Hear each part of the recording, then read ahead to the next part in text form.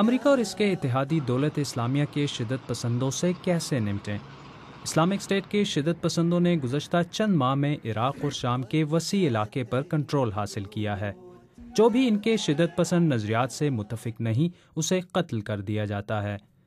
برطانیہ اور امریکہ شام میں قتل کیے گئے امریکی صحافی جیمز فولی کے قاتل کو تلاش کر رہے ہیں، لیکن دولت اسلامیہ نے ان کی قید میں موجود ایک اور امریکی صحافی سٹیون ساٹلوف کو بھی قتل کرنے کی دھمکی دی ہے۔ دولت اسلامیہ ایک دہشت گرد تنظیم سے بڑھ کر خطرناک ہے۔ ان کا اپنا نظریہ ہے، یہ لوگ اعلیٰ فوجی حکمت عملی کے ماہر ہیں، انہیں زبردست فنڈنگ بھی مل رہی ہے، اس لیے ہمیں تمام آپشنز کے استعمال کے لیے تیار ہونا پڑے گا۔ عراق اور شام میں دولت اسلامیہ کے مظالم کی کہانیاں عام ہیں۔ کرد علاقوں میں تو خواتین اور بچوں کو بھی بے دردی سے ہلاک کیا جا رہا ہے۔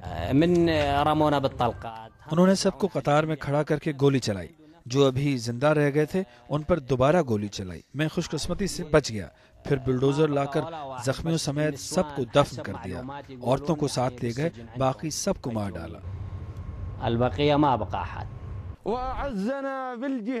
امریکی حکام دولت اسلامیہ کو ایک بڑا خطرہ تو قرار دے رہے ہیں، لیکن اسے شکست دینے کے لیے ابھی تک واضح حکمت عملی کا اعلان نہیں کر سکے۔